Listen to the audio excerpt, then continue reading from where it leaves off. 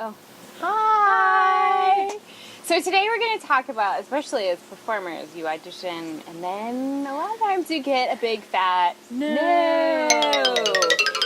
Or even if you do a workshop or you do something that you may get feedback from or you submit a grant and you don't get that. There's lots of ways you can get rejected. So many ways. Yes.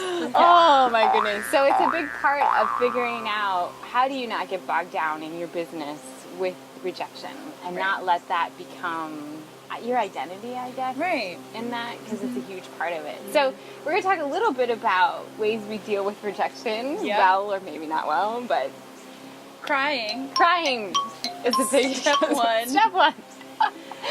Yeah. So after say you have an audition you really want, and maybe you don't hear anything, because that can be possible. Right. That's the worst. That's the worst. Or you actually get an official thank you, but we don't want you letter or email. So what steps do you take to deal with it? I will say I have evolved over the years, because tears were definitely always step one. But then you grow a thick skin in a way, but you just want to be careful not to lose your sensitivity as an artist.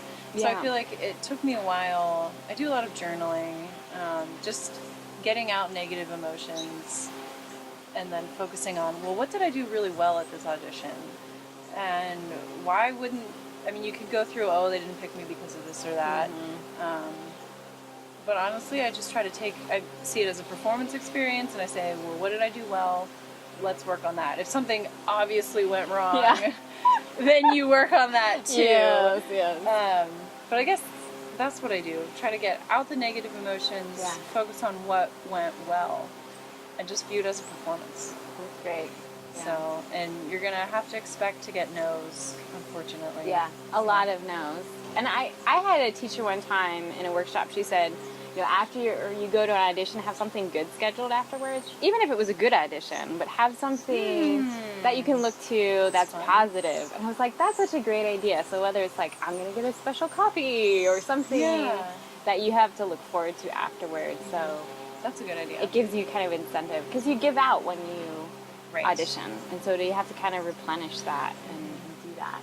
So one of the things I think about too is creating our own work. Yes. Gives you a sense of control. And when you audition, that rejection you have no control over. Right. And so has that helped in some way to create your own work? Yeah, that's what I was thinking is kind of the next thing. Once you kind of establish a routine or you're doing auditions all the time, it's always good to have something in the future. So you're like, darn it, I didn't get this, but I'm doing a concert at this church on a certain day, or we're doing a project next summer, or we're doing an arts festival. It's just good to have your own projects going on. Yeah.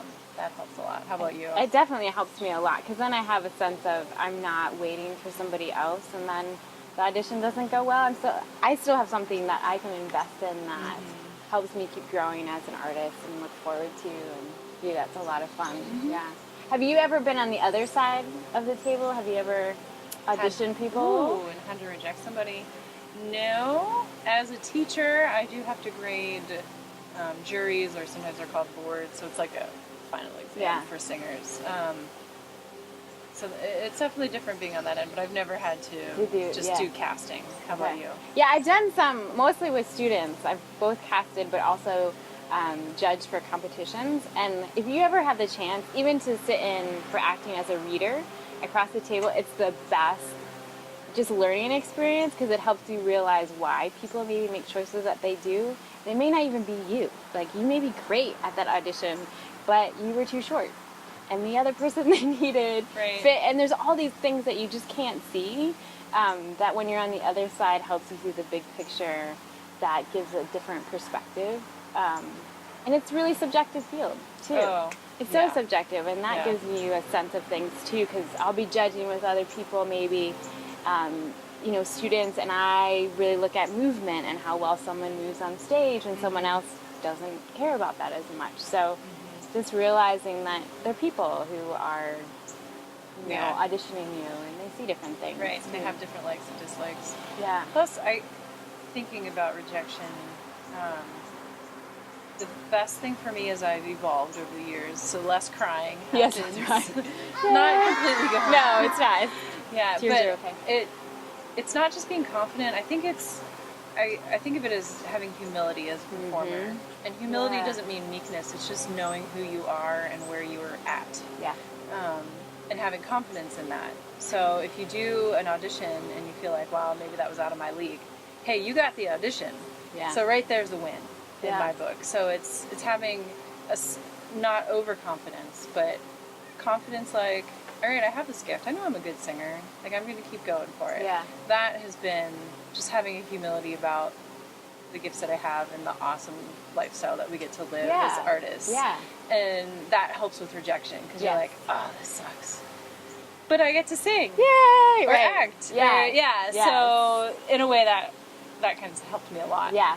And just, I think about it as being just really realistic about maybe who you are. And sometimes that's hard because you see strengths and weaknesses. But yeah, stepping back and saying, no, I really wasn't a good fit for that Right. project. And that's okay. Yeah. There's something else. But being able to see that, it takes a little humility. Right. But then confidence to say that there's other stuff and that you would fit in well with and do. And people want to work with someone who's going to be excited about their project too. Yep. So that there's a good fit, that makes a difference too. Yeah. Great.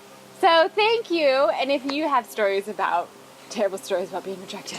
Hopefully Right. not terrible. Yeah, that's right. We have a few of Yeah, our we have own. a few of our own things people have said. Yes. That how you deal with them or how you think through those, let us know. Share them with us. You can find us at amike.org, on Twitter, on YouTube, Facebook, all those places. And we'd love to hear from you. Thanks for joining us. Bye. Bye.